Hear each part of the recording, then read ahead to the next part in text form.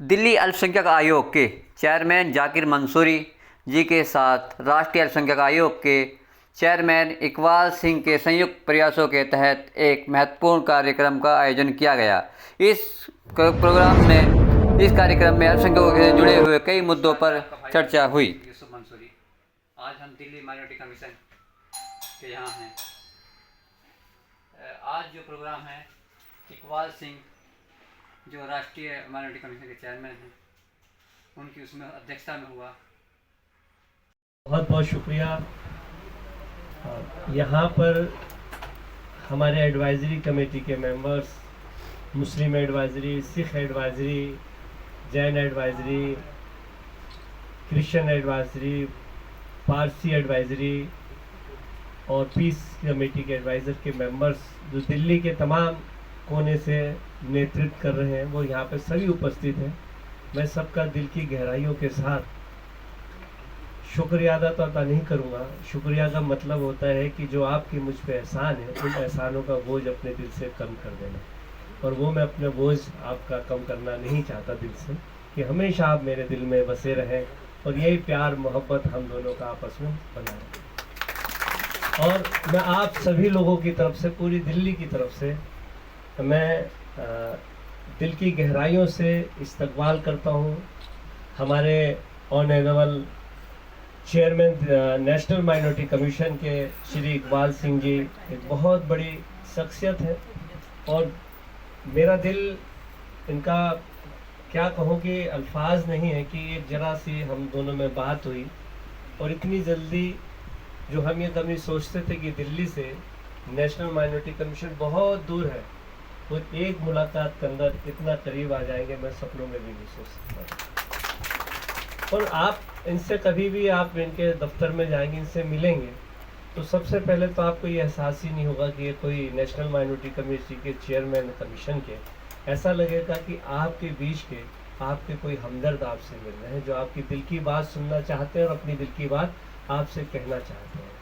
और ऐसे व्यक्ति को चेयरमैन बनाना, और ऐसे व्यक्ति के नेतृत्व में पूरा हिंदुस्तान माइनॉरिटी के लिए कि कहिए कि क़यादत में आपकी कर रहा है, तो मैं समझता हूँ कि आपकी क़यादत के अंदर कभी माइनॉरिटी के प्रति नाइंसाफ़ी हो ही नहीं सकती। ये हम सब आशा करते हैं दिल्ली माइनॉरिटी कमीशन में कि जो हमने सभी लोगों को जोड़ा, सबके दर्द को समझा, उनकी परेशानियों को समझा, और जब हम कमीशन की एक बार सब हम जब लेके गली मोहल्लों में पहुँचे, एक दफ्तर तक हम कमीशन में सीमित रहते थे, तो हमने भी कभी समझते थे कि माइनॉरिटी कमीशन, नेशनल कमीशन, ये है क्या चीज़। जब हम लोगों के बीच में पहुँचे तो वहाँ पे हम जब मीटिंग्स लेते थे तो कुछ लोग आवाज़ उठाते थे कि भाई आप तो मुसलमानों की बात करने आ गए। तो मैं उनसे कहता था कि कमीशन जो है वो माइनॉरिटी कमीशन का मतलब मुसलमान नहीं है। माइनॉरिटी कमीशन का मतलब उसमें सिख की बात करो आप, क्रिश्चियंस की बात करो आप, बुद्धिस्ट की बात करो आप, पारसी की बात करो, और जो हमारे हिंदुस्तान के बड़े भाई हैं, हिंदू भाई जो कि एक सद्भावना की बात करते हो, उनकी बात करो, सबसे आखिरी में मुसलमानों की बात करो। तभी आप इस कमीशन को समझ पाएंगे, तभी आप एक धर्म के लिए। तो उसमें बहुत सारे प्रिंसिपल खुश हुए और कहा कि अब हम यकीन के साथ कह सकते हैं कि हम सिखों को भी इसका लाभ देंगे, क्रिश्चियंस को भी देंगे, हम जैन को भी देंगे, और सभी के साथ हम मीटिंग करके कहेंगे कि ये जो योजनाएँ हैं किसी एक विशेष धर्म के लिए नहीं, ये सभी धर्मों के लिए है। तो इस बात का मुझे फ़ख्र है, इस बात का कि मैं दिल्ली के तमाम कोनों में पहुंचा और इस बात को पहुंचाने में कामयाब हुआ कि माइनॉरिटी का मतलब मुसलमान नहीं है, माइनॉरिटी का मतलब सभी 6 जो धर्म हैं वो सब मिलकर इस कमीशन को मजबूत करेंगे। तो मैं ज़्यादा कुछ ना कहते हुए हम सुनेंगे। कान और आँख बताते हैं, क्योंकि दिल्ली माइनॉरिटी कमीशन चेयरमैन साहब और हम मेंबर्स हर जगह हर गली में नहीं पहुंच सकते, तो आप मेंबर्स के जरिए ही जो आप देखते हैं, जो आप सुनते हैं, वो हम तक पहुंचाते हैं। जो तकलीफ़ें आप देखते हैं, जो दिक्कतें आप देखते हैं नीचे माइनॉरिटी के साथ हो रही हैं, वो कमीशन तक आप पहुंचाते हैं, और उसका हम कोशिश करते हैं कि मिलकर उसका समाधान करें। तो आज का सेमिनार भी इसलिए रखा गया है कि जो प्रॉब्लम्स माइनॉरिटीज़ फेस करती हैं वो क्या हैं, उसके हल क्या हैं, और वो क्या फेस करती हैं। जैसे मेरे से पहले सर ने बोला कि भारत, जिसको हम इंडिया कहते हैं, गुलदस्ता है। गुलदस्ते में अलग अलग किस्म के फूल भी होते हैं, उन फूलों की अलग अलग किस्म की सुगंध होती है और उनको अलग अलग तरीके से ही सींचा जाता है। तो वैसे ही प्रैक्टिकली इंडिया में हम जितने भी लोग यहाँ रहते हैं, अलग अलग धर्मों से आते हैं, अलग अलग बोली बोलते हैं, अलग अलग हम पहनावा पहनते हैं, बट फिर भी हम उस गुलदस्ते में सजे हुए हैं, जिसको हम अनेकता में एकता, जो एक लाइन दी गई है, उसको हम रिप्रेजेंट। गुड आफ्टरनून, अस्सलाम वालेकुम, जय जनेंद्र, नमो बुद्धे, खुश आमदीद, वाहिगुरु जी का खालसा, वाहिगुरु जी की फतेह। मैं 6 धर्मों का वकील हूँ सरकार के पास, और इसलिए सभी का इस्तिकबाल करना, सभी के धर्म की इज्जत करना मेरा फ़र्ज है। इस स्टेज पे विराजमान दिल्ली माइनॉरिटी कमीशन के चेयरमैन जाकिर खान साहब, मेंबर श्री APS बिंद्रा साहब, मैडम NC बारलो जी, राहुल सिंह जी सेक्रेटरी, हाजिर सभी बहनों और भाइयों। ज़्यादा समय नहीं है क्योंकि मैंने 4:30 एक मीटिंग है कमीशन में, तो I have to reach there in time. मैं 2-3 बातें ही कहूँगा। पहली बात तो यह है, वी शुड नो कि कमीशन बना क्यों और कब बना।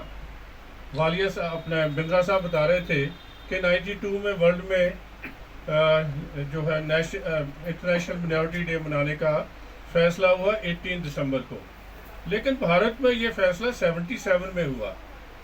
77 में मोरारजी देसाई भाई की सरकार थी, तब ये बात हुई कि पिछले 30 साल से माइनॉरिटीज़ को डराया जा रहा है और उसके मन से ये डर की भावना दूर करनी चाहिए, इनइक्वालिटी दूर करनी चाहिए, डिस्क्रिमिनेशन दूर करनी चाहिए।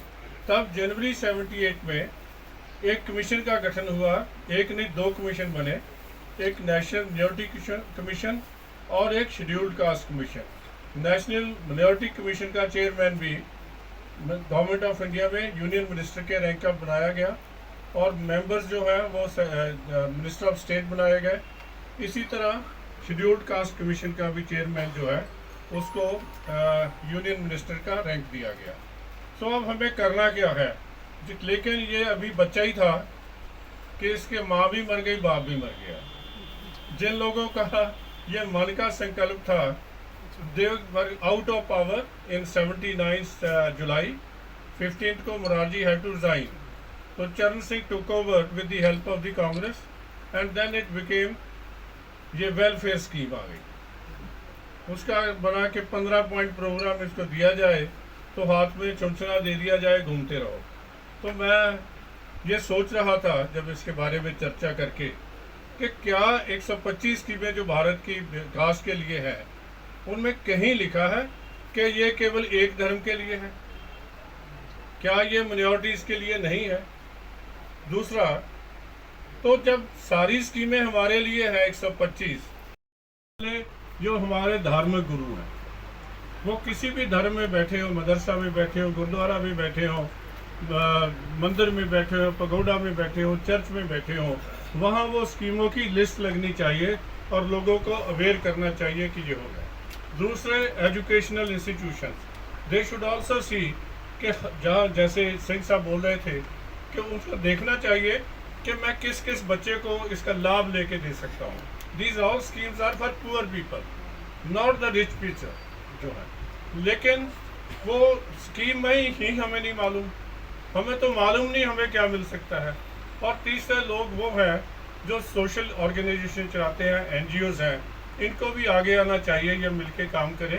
हम लोग तो आपके काम की फैसिलिटेट करने के लिए हैं, we are there to help you.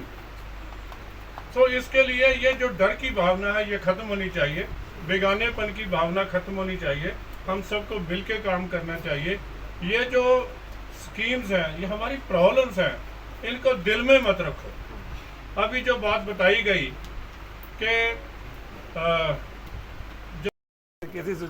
वो बहुत धीमी है, वो रफ्तार जो कानून में उनके जो परिवार के लोग भटक रहे हैं, इंसाफ के लिए भटक रहे हैं। हम जो कोई भी केस हमारे नोटिस में आता है, इंडिविजुअल केस मैं कहता हूँ, उसके हम लिख के भेजते हैं, is there any conspiracy behind it.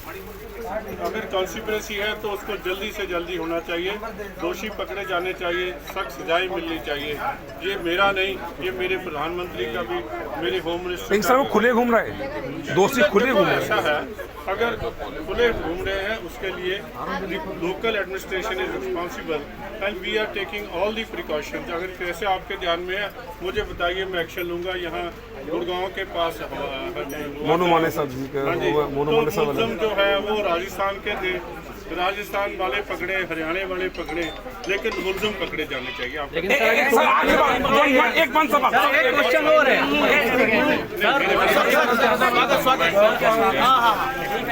जरूर जैन तो हमेशा सबसे आगे रहते हैं। Thank you thank you thank you sir. नहीं प्लीज प्लीज सर, कर लो फोटो। जो लोग जिसको मैंने बुलाया है मैं टाइम पे रखा। हमारे चैनल को सब्सक्राइब करना ना भूलें। अब मैं आपसे विदा लेता हूँ। जय हिंद, जय भारत।